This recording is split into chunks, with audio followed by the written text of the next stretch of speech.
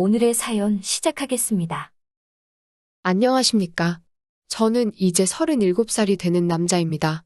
아내의 새어머니. 그러니까 저에겐 장모님이지요. 제가 잘못된 선택을 한 것을 알고 있습니다. 저만 믿고 사는 아내한테는 정말 몹쓸 짓을 한 것 같은 기분이 드네요. 제가 어렸을 적 온 가족이 캐나다로 이민을 가게 되었습니다. 집안 사정 때문에 가게 된 것이니 자랑할 만한 일은 아니겠네요. 아무튼 교민이 많이 없는 곳이다 보니 지역까지 상세히 이야기하면 제가 누구인지 알 만한 분들도 있을 것 같아서 혹시 몰라 지역은 비밀로 하겠습니다. 캐나다 북쪽 어디쯤이고 교민 수는 그렇게 많지 않으며 눈이 아주 많이 오는 곳입니다. 개인적인 사항이라 딱히 말씀드릴 필요까지 있는가 싶지만 이민 후 생활은 딱히 좋을 건 없었습니다. 아무래도 한국에서 고생을 한 게 있었기 때문일까? 어머니는 이민 생활 시작 후 다른 사람을 만나 눈이 맞아서 야반도주를 했습니다. 아직까지 연락 한 통 되지 않고요. 아버지 또한 이렇게 살아서 뭐 하겠냐며 이민 생활에 적응을 못하시고 저를 두고 혼자서 다시 한국으로 들어가 버렸고요. 제 나이 24살에 가족들에게 버림받고 혼자서 살아가게 되었습니다. 말씀드렸다시피 교민들이 많은 지역이었지만 그때는 한국 사람이 참 싫었습니다. 저를 이역만리 타국 땅에 오게 만든 사람들, 와서도 저를 버리거나 저를 배신한 사람들 뿐이었으니 그럴만도 했죠.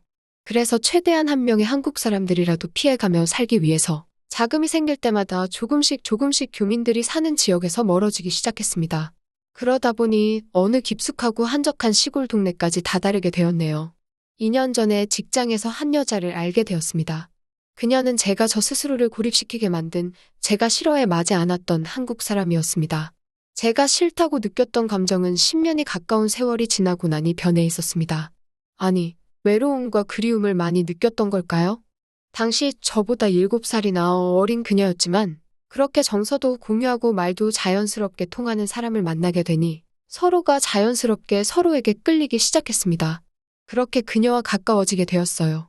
연애를 시작한 지 얼마 되지 않고부터는 그녀와 제가 한 집에서 동거를 시작하게 되었고 결혼을 약속하게 되는 사이까지 발전하게 됩니다. 식을 올리지 않아서 그렇다 뿐이지 이미 그녀와 제가 한 집 살림을 하면서는 부부와 다름이 없었습니다. 언젠가부터 주변 사람들에게 그녀를 동거인이 아닌 저의 아내라고 소개를 하고 있었지요. 어느 날 퇴근을 하고 집에 들어오니 저보다 먼저 퇴근을 했던 아내가 누군가와 영상통화를 하고 있었습니다. 입고 있던 외투를 벗으며 슬쩍 아내의 핸드폰을 바라봤는데 핸드폰 안에서 아내와 대화를 나누고 있던 사람이 엄청난 미인이었습니다. 나이는 저와 살짝 비슷하거나 많아 보이기는 했지만 작은 전화기 화면 너머로 보이는 미모는 솔직히 말했을 때도 제 아내보다 훨씬 화려하고 아름다워 보였습니다.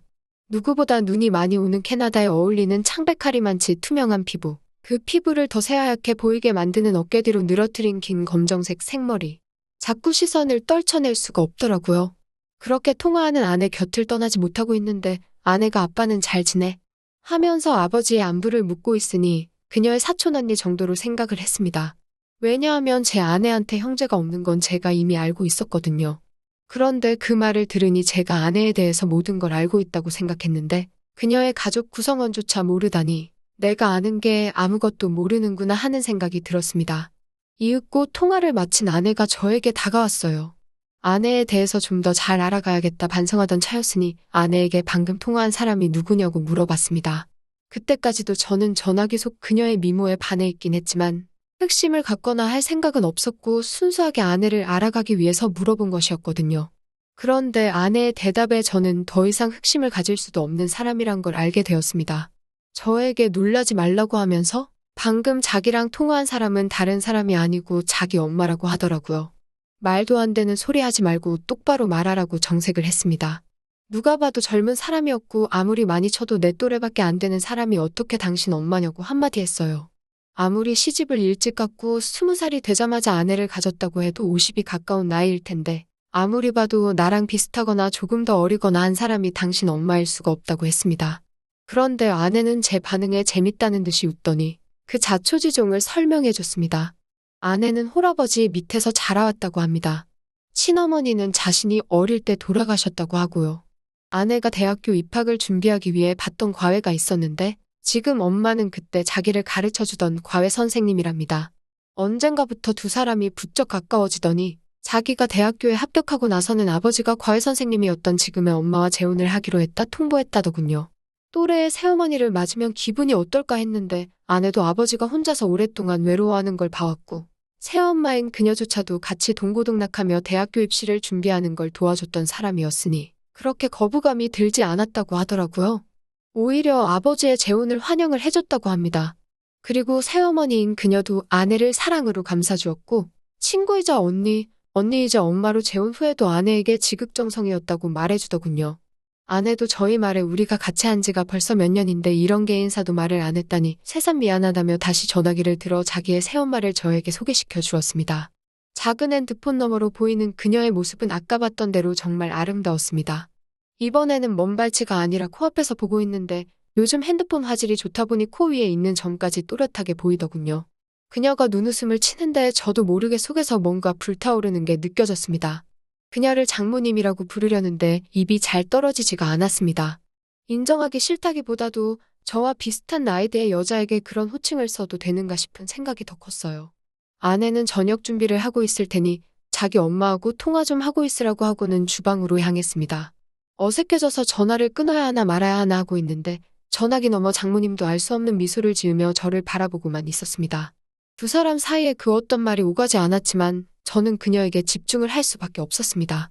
그녀의 앙담은 입술과 지을듯 말듯 티도 안 나게 미소 짓고 있는 모습과 그 눈빛에 저도 모르게 그녀에게 거역을 할 수 없겠다는 생각을 했기 때문입니다.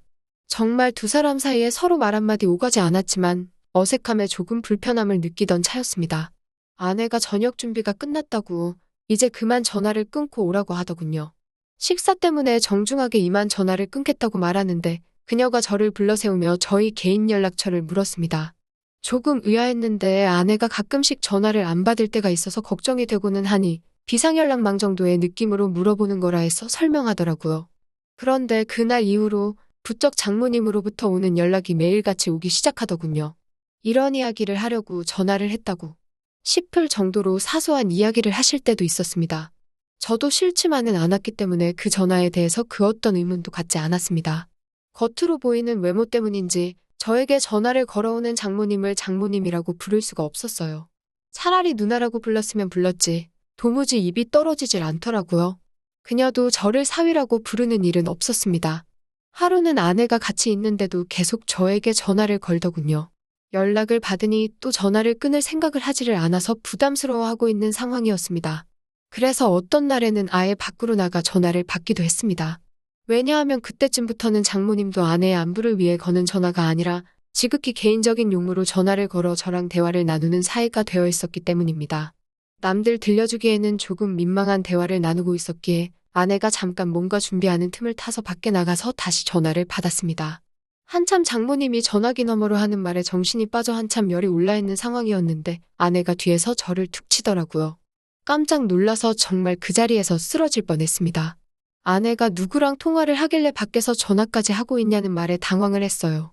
재혼한 젊고 예쁜 너네 엄마라고 말을 솔직하게 해줘야 하나 그런 고민을 하고 있는데 장모님이 자기가 해결하겠다고 아내를 바꾸랍니다. 저는 이제 다 들켜버린 거구나 하고 망했다는 생각을 하고 조마조마해하고 있었습니다. 전화를 넘겨받은 아내도 처음에는 조금 심각한 표정이었는데 전화를 받고 얼마 지나지 않아서 얼굴이 활짝 피더라고요. 저는 오히려 더 의심을 사지 않을까 했는데 장모님이 무슨 말을 해서 아내의 기분을 저렇게 좋게 만든 건가 싶었습니다. 저는 두 사람이 무슨 이야기를 하는지 알 방도가 없으니 답답하기만 했어요. 통화가 끝난 건지 아내가 저한테 전화기를 건네줬고 저한테 어떻게 자기한테 말도 없이 그럴 수 있냐고 묻더라고요. 장모님이 무슨 이야기를 했는지 모르는 상황에 아내 입에서 나온 말에 저도 억장이 무너지는 것 같았습니다. 이제 다 끝났구나 싶었는데 아내가 저를 와락 안아줬어요. 어떻게 돌아가는 상황인지 모르니 당황스러웠는데 아내가 기뻐하면서 하는 말이 장모님이 대충 전화로 저와 아내의 결혼식에 대해서 물어봤다는 말을 했다고 하더라고요. 그리고 일단 캐나다에서 작게 결혼식을 올리는 게 어떻겠냐며 장인어른과 장모님이 캐나다에 방문을 하겠다고요. 아내는 뛸 듯이 기뻐하며 저보고 속이 깊은 사람이라고 했습니다. 제가 아내가 친엄마처럼 여기던 사람과 전화로 뭘 했는지도 모르고 그렇게 기뻐하는 모습을 보니 미안하기까지 했어요. 아내는 캐나다에 살면서 젊은 시절에 웨딩드레스 입는 거는 포기하고 있었는데 정말 고맙다며 엄청 감동한 눈치였습니다. 왜냐하면 제가 군입대 때문에 다시 한국으로 들어가기 조금 어려운 상황이라 한국에 들어갈 방법이 따로 없어서 가지고요. 아무튼 그렇게 갑작스럽게 결혼식을 준비하게 되었고 몇 달 지나지 않아서 장모님과 장인어른이 비행기를 타고 이 지역으로 도착하게 되었습니다. 아내는 오랜만에 가족들을 만난다는 생각에 기분이 한층 업돼 보였어요. 저는 하지만 속으로 오만 가지 생각이 들었습니다. 장모님이 또 어떤 돌발 행동을 해올지 몰랐으니까요. 공항에서 실물로 처음 만난 장모님은 손바닥만한 전화기 화면 속에서 보던 것보다 훨씬 아름다웠습니다. 키도 크고 화장이 진하긴 하지만 그만큼 더 새하얀 피부가 강조되었어요. 제가 좋아했던 검은 생머리는 파마를 해서 두꺼운 웨이브를 지게 만들었더라고요.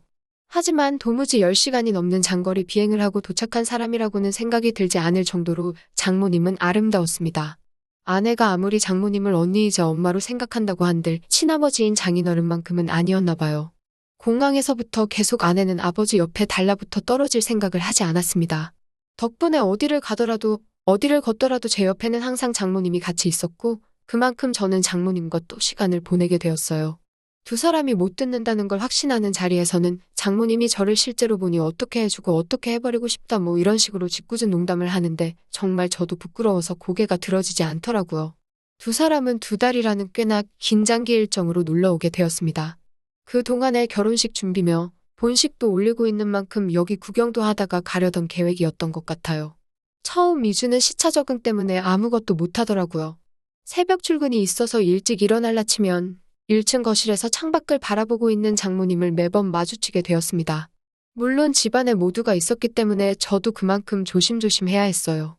장모님도 그걸 아는지 살짝 다가와 제 손을 잡는 것 말고는 아무것도 하지 않았습니다.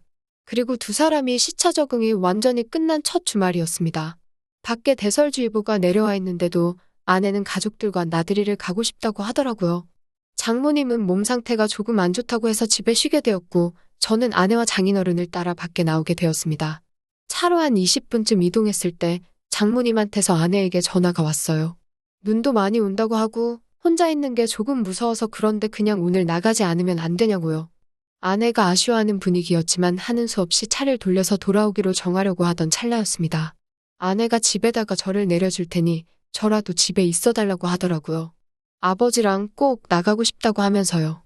그때 저는 속으로 그날 무슨 일이 나도 나겠다는 예감을 하게 되었지만 딱히 그러지 않겠다는 말도 하지 않았습니다. 집에 오는 길에도 눈발이 꽤나 날리기에 집에 도착하면 아내가 그냥 나가지 말자고 할 수도 있겠다는 생각을 했는데 그렇지 않았어요. 정말 저를 내려주고 두 사람은 다시 출발하더라고요. 솔직히 마음속에는 제가 집에 들어가면 큰일이 나겠다는 생각이 들어서 갈까 말까 많이 망설였습니다. 그런데 눈이 너무 내려서 결국 집으로 들어갈 수밖에 없었어요. 집 안에 들어가니 장모님은 거실 소파에 누워서 잠에 들어 있었습니다. 잠자는 모습이 참 아름답더라고요. 그래도 이렇게 주무시고 계시니 다행이다라는 생각이 들었습니다. 이불을 꺼내와 자고 있는 그녀의 위로 덮어주었고 소파에서 잠든 그녀를 뒤로하고 저도 방에 들어가서 잠을 청했습니다. 1~2시간쯤 잠을 청한 것 같은데 아내한테 전화가 왔어요. 결국 제 예상대로 눈 때문에 갇혀서 이틀 정도는 오도 가도 못하게 되었다는 소식을 전하더라고요. 저는 그 말을 들었을 때 이미 모든 걸 포기해버렸습니다. 이틀이라는 긴 시간은 제가 제 의지로 저를 다스릴 수 있는 시간이 아니라고 생각을 했어요. 그 길로 저는 거실로 나가 자고 있는 장모님을 깨웠습니다. 사정을 설명하고 그래서 우리는 이틀 동안 단둘이 이 집에서 지내게 되었다고요. 잠에서 덜 깬 장모님은 저를 보고 슬쩍 웃더라고요. 이제서야 방해꾼이 없어졌다는 말을 하고서는 말이죠. 사실 장모님은 제가 어떻게든 기회를 만들 줄 알았는데 그러지 않아서 답답했다고 하더라고요. 오늘 짧게나마 같이 있게 된 줄 알았더니 이렇게 길게 같이 있게 될 줄은 몰랐다고 하면서요. 저도 이 상황을 기대하기는 했지만 그렇다고 마냥 이 상황을 즐길 수는 없었습니다. 저 때문에 결혼식까지 포기했던 아내 생각을 하면서 아내에게 죄책감 또한 가지고 있었기 때문에요. 그래서 제 옆에 너무 가까이 붙는 그녀에게 장모님, 너무 가까이 서 계신 것 아닌가요? 라고 말을 했더니 그녀가 제 입을 틀어막으며 오늘만큼은 장모님이 아니라 그냥 누나가 하고 싶다고 누나라고 불러달라고 하더라고요. 아내와 장인어른이 집에 들어온 건 예상했던 이틀보다 빠른 다음 날이었습니다. 문이 열리는 소리에 정말 손살같이 재빠르게 제 방으로 뛰어들어갔네요. 눈이 펑펑 내리는데 우통을 까고 자냐고 아내가 한 소리를 하기는 했는데 장인어른이나 아내는 당연히 장모님과 저 사이에 그런 일이 있었을 거라고 생각하지는 않았나 봐요. 두 사람 다 그냥 눈이 얼마나 왔는지만 이야기하지 둘이서 집에서 뭐 했는지는 관심도 없었으니까요. 장모님은 그날 저를 따로 불러내서 또 폭설이 오지 않는다면 어제의 일은 가족들을 위해 우리만 간직하자고 말을 해왔습니다. 그렇게 정말 거짓말같이 더 이상 눈은 내리지 않았고 예정대로 집 근처에 있는 성당에서 두 분의 축하속에 아내와 저는 결혼식을 올렸지요. 저는 아내에게 비밀을 간직한 채 결혼 생활을 이어가고 있습니다. 장모님은 귀국한 날 이후로 저에게 개인적으로 연락하는 일이 없었어요. 아내와 또 영상통화를 하고 있을 때 제가 기웃거리기라도 하면 장모님이 우리 사위가 보고 싶다면서 자기는 캐나다에서 눈이 많이 오던 그날이 아직도 기억이 난다고 하십니다. 저는 그때마다 등줄기에 식은땀이 흘러내리기는 하지만 아내는 정말 그때 눈 많이 왔다며 맞장구만 쳐주고 있고요. 아내에게 이런 걸 숨긴 채 제가 과연 행복한 결혼 생활을 이어갈 수 있을지는 잘 모르겠습니다. 저도 가끔씩 장모님이 보고 싶을 때가 있거든요. 그래도 이겨내고 한번 살아보려고 합니다. 또 찾아주셔서 감사합니다. 매일 새롭고 흥미로운 사연으로 찾아뵙겠습니다. 구독과 좋아요 잊지 마시고 다음 사연으로 다시 찾아뵙겠습니다.